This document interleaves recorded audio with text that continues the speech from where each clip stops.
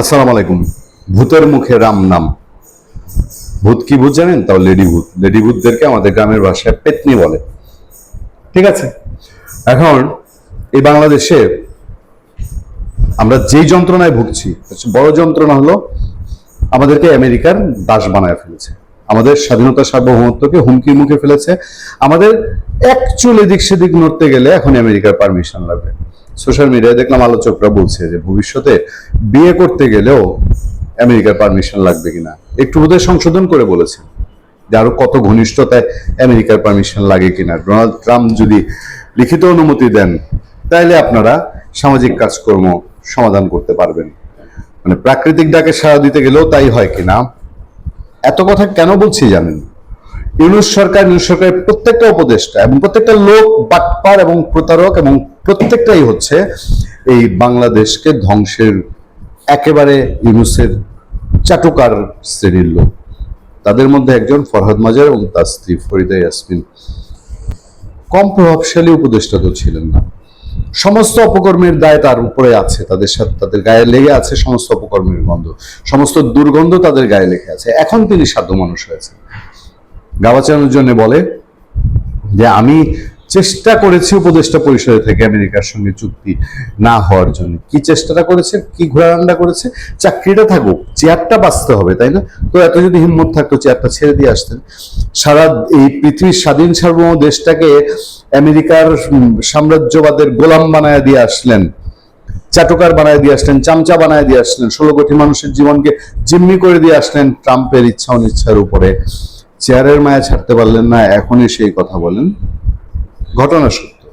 এই ফরিদা ইয়াসমিন জুবাইদা রহমানকে খোঁচা দিয়েছেন, ঘটনা মানি। কারণ বাংলাদেশের যে পলিসি, বাংলাদেশ ইরান যুদ্ধের নিন্দা ঠিক মতো জানাতে পারে নাই।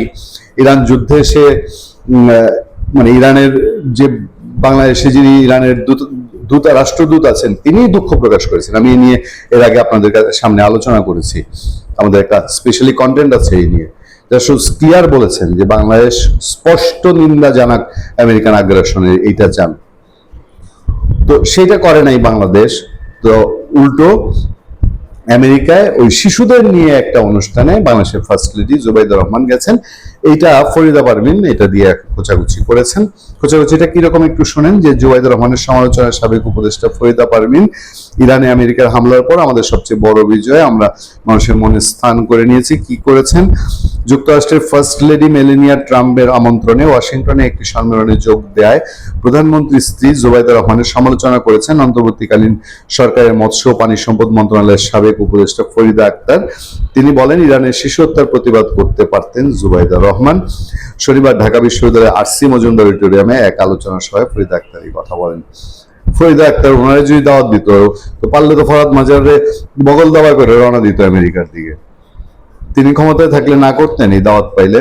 আচ্ছা, আমি যাচ্ছি কোন প্রসঙ্গে এই আলোচনা সেটাই যাচ্ছি।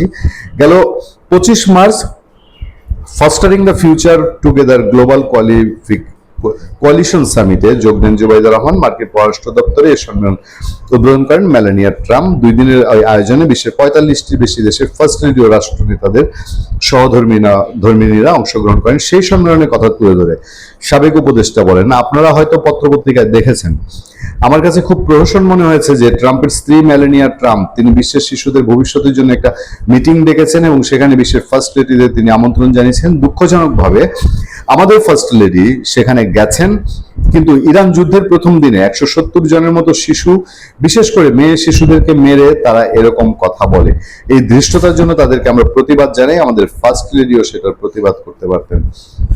আপনারা শুনেছেন যে এরা এই যে মার্কিন চুক্তিগুলো যা হচ্ছে, এক বাণিজ্য চুক্তি তো আছে, তারপরে যখন তুলকালাম কাণ্ড হলো বন্দর দিয়ে দেওয়া হচ্ছে, শেষ মুহূর্তে তো পারে নাই অন্য একটা কারণে।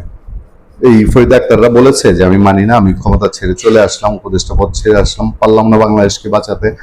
আচ্ছা, আমার আপত্তিটা কোথায় জানেন? সবার মনে মানায়, সবার মুখে মানায়, ফরিদা আক্তারদের মুখে মানায় এই মায়া কান্না। কথা সত্য, এই ইরানের এই আগ্রাসন, আমেরিকান আগ্রাসনের বিরুদ্ধে বাংলাদেশ সরকার কথা বলছে না। বাংলাদেশ সরকার বরঞ্চ ইনিয়ে বিনিয়ে আমেরিকার দিকে একটু মিনমিন সুর, এর মিনমিন ভাব, একটু না দেখার মতো বিষয়।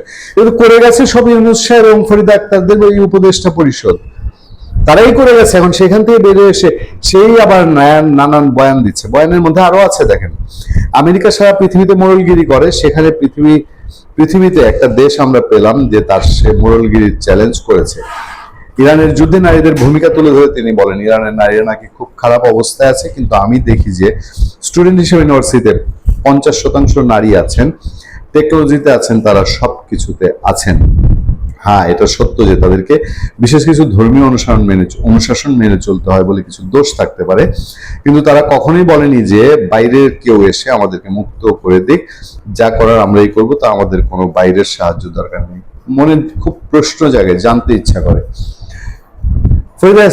ফরিদা পারভিন যে উপদেষ্টা হয়েছিলেন কোন ক্যাটাগরিতে হয়েছিলেন? কোন একটা কোটা তো ছিল তারা তো কোন একটা কোটায় হয়েছেন, কোটা বিরোধী আন্দোলনের ফল হিসেবে উপদেষ্টা, কিন্তু কোন কোটা? 5ই আগস্টের বা জুলাই আগস্টের আন্দোলনে ভূমিকা ছিল, জুলাই আগস্ট আন্দোলন সাজানোর পিছনে, মেটিকুলাস ডিজাইন করার পিছনে তার স্বামীর কোন অবস্থান ছিল? ফরহাদ মাজারের কোন অবস্থান ছিল? অথবা ডক্টর ইউনূসের সাথে এমন কোন দর কষাকষিতে এগিয়েছিলেন, ইউনূস সাহেব আপনি এটা নিবেন, আমরা এটা নিব, এরকম কিছু ছিল? এসব কোন ক্যাটাগরিতে হয়ে এখন এই মাছের মায়ের মায়া কান্না একটু খটকা লাগে না? ভালো থাকবেন, সুস্থ থাকবেন। আপনার সাথে আমি আতিক রহমান, পূর্ণিয়া।